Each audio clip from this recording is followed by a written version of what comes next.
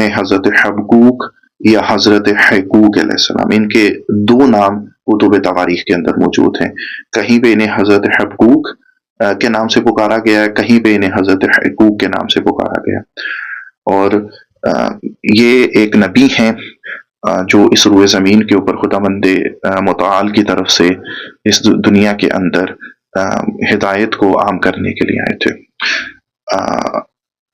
جو وہ کہ یہ حقوق جو ہے عبرانی زبان کا لفظ ہے جس کا ترجمہ ہے آغوش میں لینے والا. حضرت حقوق علیہ السلام جو ہیں یہ انبیاء بنی اسرائیل میں سے ایک نبی تھے جو کم و بیش 700 برس قبل از مسیح گزرے ہیں. عہد عتیق کی 12 کتب جو ہیں ان میں سے انبیاء میں سے 8ویں نبی حضرت حقوق علیہ السلام تھے. یروشلم میں یہودیوں کے مقدس ترین معبد کے سرپرست اور نگہبان بھی تھے. گو کہ تاریخ کے اندر ان کے حوالے سے بہت مختصر سی روایات موجود ہیں. ان کے حالات زندگی کے حوالے سے تاریخ ہمیں خاموش نظر آتی ہے، لیکن کچھ روایات جو ہیں وہ میں آپ کے سامنے بیان کرتا ہوں. کتب تاریخ کو تلاش کرنے سے جو کچھ میں حاصل کر سکا، جو کچھ مجھے ان کے حوالے سے انفارمیشن مل سکی، وہ میں آج آپ کے سامنے گوش گزار کرتا ہوں. حضرت حقوق کے حالات زندگی تو ہمیں تاریخ میں کہیں نظر نہیں آتے، البتہ ان کی وفات کے حوالے اور ان کے جائے مدفن کے حوالے سے کچھ ایک چیزیں میری نظر سے گزری ہیں. حضرت حقوق کی جائے تدفین کے متعلق بھی تضادات پائے جاتے ہیں. ایک روایت کے مطابق ان کی آخری آرام گاہ اسرائیل کے اندر ایک جگہ ہے داغیم، وہاں پر ہے. جبکہ ایک دوسری روایت کے مطابق، ایک روایت جو کتب تواریخ کے اندر موجود ہے کہ 590 قبل مسیح میں کلدہ کے بادشاہ بخت نصر نے یروشلم پر حملہ کیا اور بے شمار یہودیوں کو تہہ تہہ کر دیا، اور کم و بیش 25,000 یہودیوں کو اپنے ساتھ قیدی بنا کر کلدہ کے دارالحکومت بابل میں لے آئے.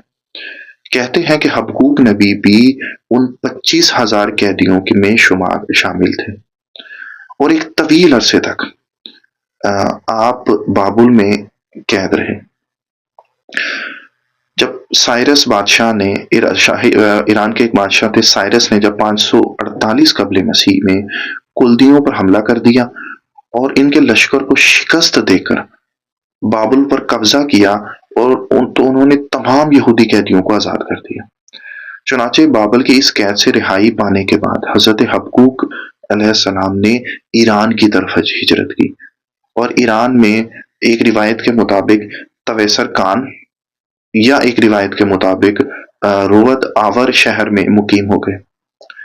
حقوق نبی علیہ السلام کی ایران کے اندر جب ہم لوگ تویسر کان شہر کا سفر کریں تو وہاں پر ہمیں شہر سے کچھ فاصلے پر حضرت حقوق نبی سے منسوب ایک قبر وہاں پہ ایک مزار نظر آتا ہے، جو کہ تاریخ میں مختلف ادوار کے اندر اس کی تعمیر و تجدید ہوتی رہی ہے. اس مزار کی اہلیان ایران اس مزار کو اپنے ملک کے قیمتی ترین اثاثوں میں شمار کرتے ہیں. یہاں میں ایک چیز آپ کے سامنے اور بیان کرتا ہوا چلوں. اسی ایران ٹی وی کے اندر ایک دستاویزی فلم جو ہے وہ 7 اپریل 2018 کو ایک دستاویزی فلم وہاں پر حضرت حقوق علیہ السلام کے مزار کے حوالے سے دکھائی گئی، جس میں ایک روایت بیان کی گئی تھی کہ ان کے مزار سے جب قیمتی اشیاء اور دیگر نایاب اشیاء کو چرانے کے لیے جب ان کی قبر کی کھدائی کی، ایک روایت وہاں پر ایک کانسیپٹ یہ موجود تھا کہ حضرت نبی حقوق کے قبر کے تعویذ قبر کے اندر بہت سارے جواہرات موجود ہیں. تو چوروں نے ڈاکوؤں نے جب ان کی قبر کو کھودا اور تعویذ قبر کو کھولا تو انہیں وہاں سے کچھ نہیں ملا.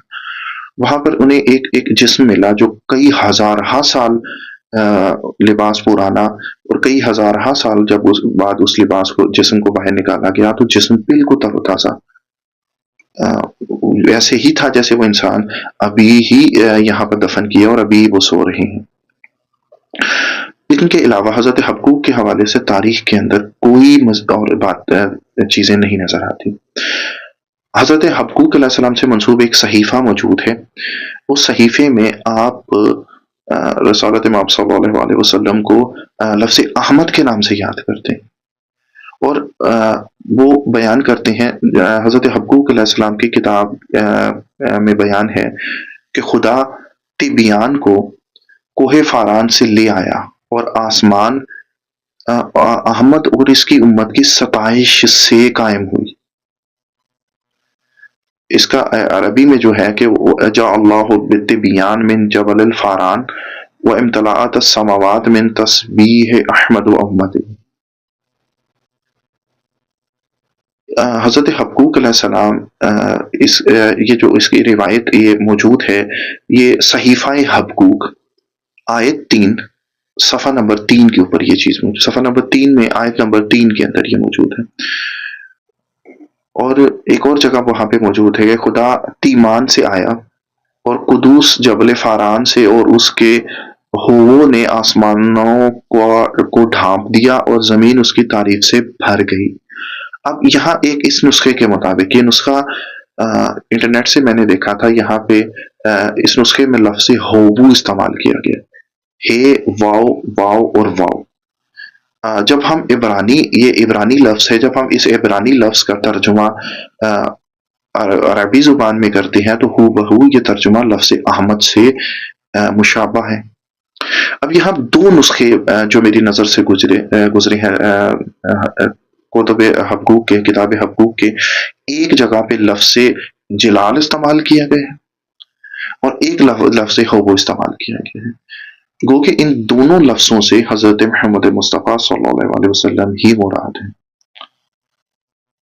امید کرتا ہوں کہ میری آج کی اس ویڈیو سے آپ لوگوں تلک ایک نیا علم، ایک نئی چیز پہنچی ہوگی، اور میں امید کرتا ہوں کہ آپ میرے حق میں دعا کریں گے اور آپ مجھے دعاؤں میں یاد رکھیے گا۔